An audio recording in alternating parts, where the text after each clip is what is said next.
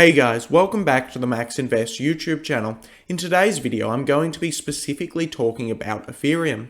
I'm going to be discussing Ethereum's roll-up centric roadmap, why its fee revenue is important, and why a lot of these other layer 1s are not actually competing with Ethereum.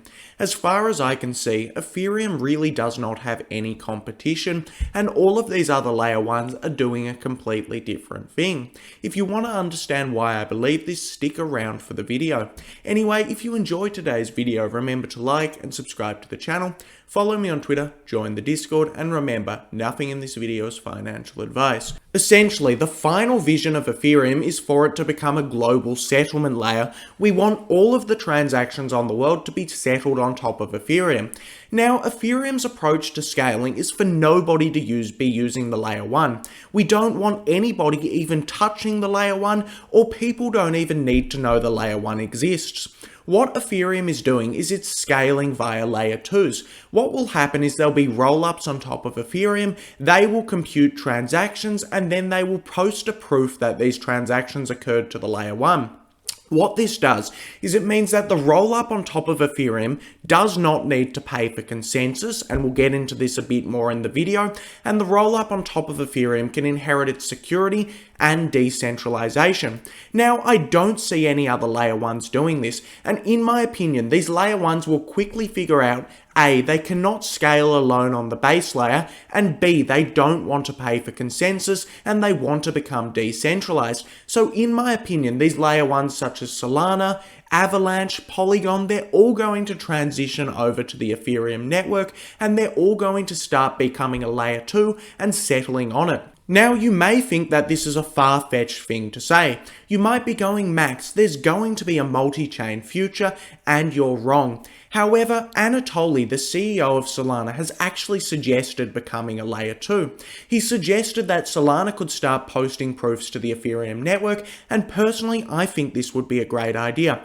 If Solana did this, the users would see the same thing. You'd interact with Solana like normal, you'd pay Sol for gas fees like you normally would, Solana would become even more scalable, the existing validators could become sequencers for only processing transactions, and it'd make Solana significantly more efficient, and in my opinion, this would be great. Now, I do believe in a multi-chain future. However, I believe that this multi-chain future is going to be a bunch of different chains on top of the Ethereum network, with everything posting back to the Ethereum main chain. Now, in my opinion, this is great because Ethereum has the best consensus out of any smart contract platform. It has over 500,000 validators. It's very, very easy to run a node. People all around the world will be computing transactions, or people all around the world will be settling transactions, the roll-ups on top will be computing it. Ethereum is already decentralized, the chain is immutable, it can't get shut down. This is a great place for roll-ups to actually be posting proofs on top of it, and this is one of the things that I see a lot of people in crypto not understanding. Now, I specifically want to discuss paying for consensus and why paying for consensus is important, because this is something that a lot of people don't understand. The majority of people in the crypto space completely ignore paying for consensus. However, it's very, very important for long-term security. As we can see, this tweet right here says Solana is very overvalued as its PE ratio is 100 times that of Ethereum. To put this into perspective, Solana has a PE ratio of 3,451 and Ethereum has a PE ratio of 44. So it shows Solana is paying a lot less money out to its validators than Ethereum is right now. Now, a lot of people don't understand this. As we can see, there was a bunch of backlash. This individual right here said trying to value a layer 1 like a stock is completely absurd, and you should price layer 1s in totally different ways. Now, this tweet got a whole bunch of likes. However, unfortunately, this person doesn't know what they're talking about, and this is because they missed the point of the tweet. Essentially, what the tweet meant is that it meant blockchains need to pay for consensus. The way consensus works in a blockchain is there's thousands of people around the world all on their own computers, and what they're doing is they're running a node. This is called a validator node if we're discussing proof of stake. Essentially, whenever an individual is running a node on their computer, what they're doing is they're computing transactions and they're securing the network. So essentially what they'll do is they'll compute a transaction, they'll execute the transaction. Once it's executed, they'll add that block to the blockchain, and then that's essentially how the chain finds consensus. So what the chain needs to do to incentivize individuals to do this is they need to pay out money. This means if you stake your Ethereum, you get a return on that, so you get paid back this return. Now, you might be wondering, how does a blockchain pay people money? How does this make sense? Now, there's two ways that a blockchain pays stakers. The first way is through fee revenue. So if the chain earns a lot of fee revenue, this fee revenue gets paid back to the people who are finding consensus for the chain. The second way is through inflationary rewards. What the chain can do is it can continue printing more and more coins, and then it can use these coins to actually pay for consensus on the chain. Now, if we go back to the aforementioned example, Ethereum is generating roughly $50 million in daily fee revenue. All of this fee revenue is going back to the stakers and the proof of work miners. Now, Solana is generating roughly $10,000 in fee revenue every day, and this fee revenue is going back to Solana's validators. This means the only way that Solana can actually incentivize individuals to secure the chain is essentially by printing inflationary rewards. Solana hands out $4 billion every single year in inflationary rewards, which means the chain is operating at a net loss of 99.2%. Essentially, this means that Solana's coin has very little fundamental value and it's running at a huge loss. Now, this can work in bull markets. In a bull market where everyone speculates on a coin, they buy the coin up, well, this can actually be fine. However, if we want to talk about where Solana is going to be in 100 years from now, they cannot continue doing this for the next 100 years. They can't continue operating at this net loss, and if they continue operating at this net loss, the SOL token is going to get significantly less of a monetary premium, meaning they need even more inflation to actually secure the network, which isn't really going to work in the long term. Now, Solana is one of the better examples. A lot of other cryptocurrencies have a supply cap. This means that no more coins can actually be minted past the supply cap.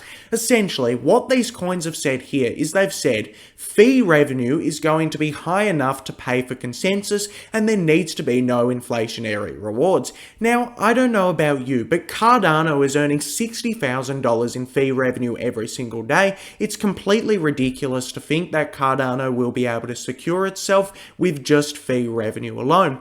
Even Bitcoin, in my opinion, is not long-term sustainable because Bitcoin earns about $500,000 in fee revenue every day, and it pays out about $50 million in inflationary rewards every day, so I can't see Bitcoin's network having long-term security. So, a lot of coins have this supply cap, and I don't think that it's going to work. In my opinion, Ethereum is the only sustainable layer 1 right now. Ethereum is selling its blocks significantly better than any other blockchain. It's getting a lot of fee revenue, and what this is doing is this is making the chain long-term sustainable. Also, another side note is things like Chainlink, the Graph, and Uniswap are not layer 1s, and this means they don't need to pay for consensus, so I'm not talking about these. All I'm doing is discussing the alternative layer 1s such as Avalanche, Solana, and all of these other layer 1s. So, you might be wondering now, what does this mean? Does this mean blockchains are doomed? Ethereum just simply has to have high fee revenue forever and no one can use the layer 1. However, this is not the case. If individuals want to use a blockchain network with lower fees, they're going to need to use an Ethereum-based rollup. And what this will mean is Ethereum can continue to generate the same amount of fees because the rollups are posting proofs down to the layer 1 and the individuals on top of the rollups are splitting the transaction fees. Now, rollups are unbelievably more scalable than layer 1s as well, and this is because the sequences on top of the rollups are only computing the transactions, and then these transactions are executed on the Ethereum layer 1, the global settlement layer. As we can see, here is a very nice depiction of Ethereum's long-term scaling design. If you further want to discuss this with me, drop down into the Discord channel. Now, the last thing that I do want to discuss is why Ethereum is the best settlement layer in a little bit more detail. Essentially, if you're going to have every transaction in the entire world settled on a layer, you want it to be decentralized. Now, we know that since Ethereum has the most validated nodes, and since it's very easy to run an Ethereum node, Ethereum is the most decentralized smart contract platform. Of course, this means that no one can tinker with Ethereum, no one can disrupt the layer 1, and this is very important for a global settlement layer. Now, the only other thing that comes close to Ethereum in decentralization is Bitcoin. However, Bitcoin doesn't have smart contracts, which means Bitcoin can't actually verify proofs of rollups on the layer 1, so it simply cannot work in the same way. Now, the next thing that I sort of want to discuss is, as you can see in the bottom corner, there's something called data shards.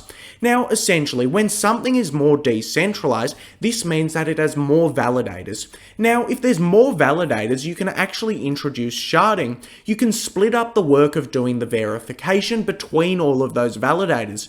This means the networks that are more decentralized are actually more scalable. So over the long term, Ethereum will be able to implement data sharding. Now, this does not make it more scalable on the base layer. What data sharding does is it splits up the amount of space that individuals can actually post their cool data to. This means rollups have more space to post cool data to, which essentially makes rollups even more scalable. This is why the more validator nodes Ethereum gets, the more decentralized it gets, the more data shards that it can have, and the more scalable it actually gets. So, I'm going to wrap up this video with a quick conclusion. Essentially, it doesn't make any sense for new blockchains to launch. What they need to do is they need to launch and they need to pay for their consensus. They need to pay thousands of people all around the world to secure their blockchain, which is really difficult to do. Why would you pay for consensus when you can just focus on computation and launch on the Ethereum network? You won't need to pay for any consensus and you can just focus on compute and keep all of the same things. Moreover, I do believe a rollup centric roadmap will happen. Rollups are more efficient and Ethereum is the furthest down the path right now. Ethereum is the most decentralized and it will be able to have the most data shards, making it the most long-term scalable. Now, I see a lot of people discussing a multi-chain future, and I do believe this will happen. However, I think it's going to happen on the Ethereum network. You can call me an Ethereum maxi if you want, and if you want to discuss this further with me, please do it in the Discord channel. It would be much appreciated. I'd like to see if anyone can tell me why I'm wrong, or how this won't work, because in my opinion, this is the only path to long-term sustainability for blockchain networks. Anyway, this brings us to the end of the video. If you enjoyed the video, get us up to 1,000 subscribers. It would be much appreciated, and thanks for watching the video.